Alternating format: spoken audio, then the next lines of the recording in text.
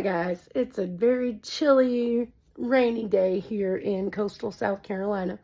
Sitting here with my Beagle bowl. We found out she's part Beagle. That's why she's so little. Mwah. Yeah. So I was just sitting here thinking, I've been watching a World According to Briggs video about different places in the country. And it just got me back to thinking how when I first went to Milton Hershey School, I was 9 years old from very, very rural South Carolina. I grew up in a dirt road trailer park. Yeah, it was poor town there. Anyway, I remember as a child, when I first got to Pennsylvania, it was really isolating, really lonely. I was from South Carolina. All my family was still in South Carolina. My mom was divorced from my dad and thought that she was doing the best thing for me. You know, I was an only child. I was always alone and just wasn't doing very well. I get it now. You know, I forgive her because at the time I was really angry. I remember chasing her car down the driveway of the student home. It was a student home Sherman. That was the first one I was in the I want to say fourth grade, and then I went through sixth grade there before I came back. Wish I'd stayed now. But there's a place there at Milton Hershey School called Founders Hall. Come on, lay down, baby. No, lay down. It's this big dome, and there's like a state flag around the dome, and it's so beautiful. It's really beautiful. I remember seeing the Hotel Hershey. It was like the fanciest place I'd ever seen in my life, coming from where I came from. But I don't even know why I got to thinking about this. But I know down Hershey Avenue, they had the Hershey Kisses, the street lights. One was an unwrapped kiss, one was a wrapped kiss. I remember going to Hershey Park for the first time, and my first upside down roller coaster was the Super Duper Looper, one loop, and I was just, I rode the Comet, which was a wooden roller coaster. And every Sunday in our student home, we could pick any Hershey bar that we want. I'm so disappointed in Hershey. I really am. They do so many, or they used to do so many wonderful things for kids in need. And to see what Hershey, the conglomerate, has become, I don't think Milton and Catherine would be happy with their company. I don't think they'd be happy with what's going on there. And it's really sad because I remember being able to pick out new clothes for the first time. I remember not having to worry about where I was going to eat or sleep, or if there was going to be any violence or yelling, or I was safe there. And I wish that my mother had not let me bully her into letting me stay home when I was only 12 years old. God, it would have saved me from so much trauma. But she let me make the decision.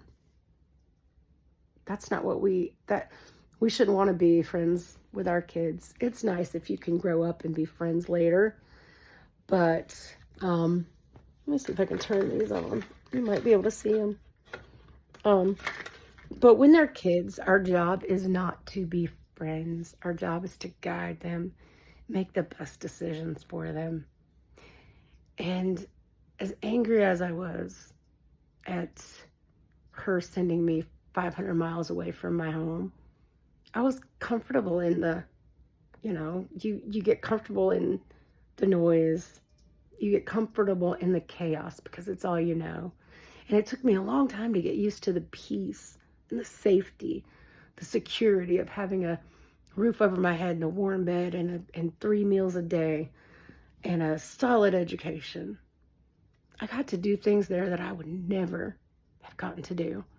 I was in a choir. I got to play Mary in the Christmas play. I got to sing a solo in front of 300 people. My first play ever, I was a butterfly. And butterflies mean so much to me, and that's a story for another day. But butterflies are a huge part of my life, thanks to my grandmother, the butterfly lady, who lived to be almost 107.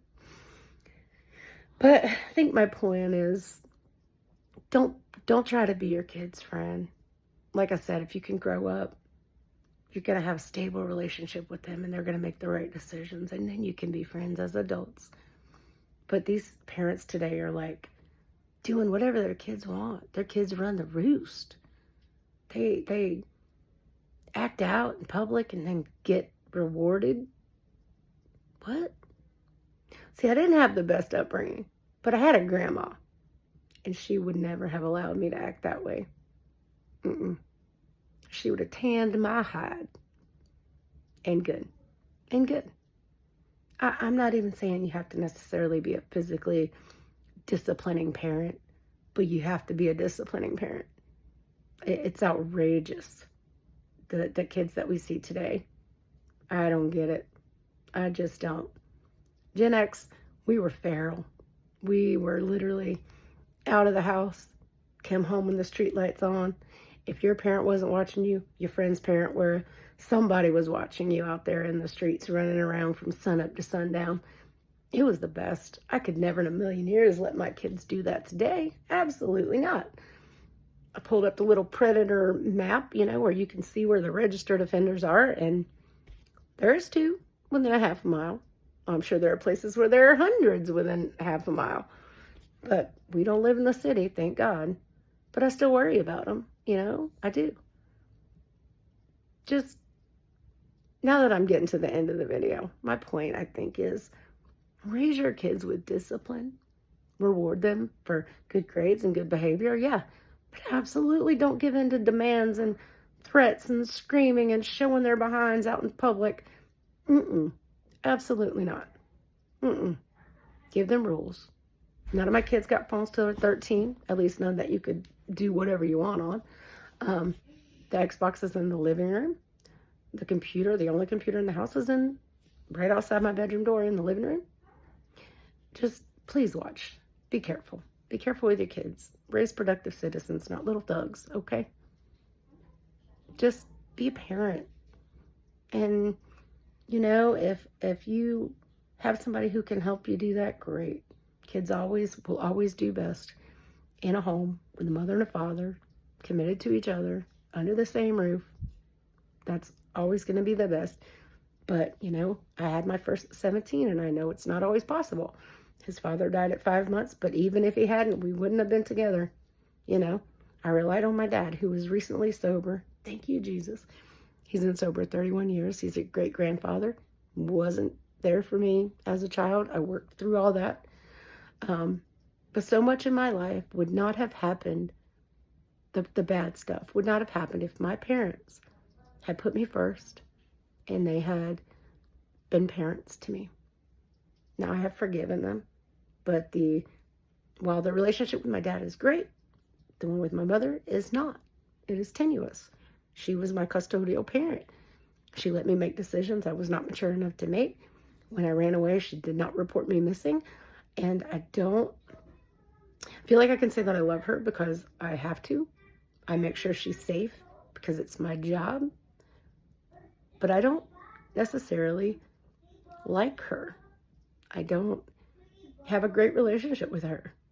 There's so much that can't be, it's been forgiven, but it cannot be overcome as far as I can't look at her and pretend like it never happened. That's impossible. So do the right thing for your kids because you don't want that in the future. Be a good parent. Don't be their friend. Peace.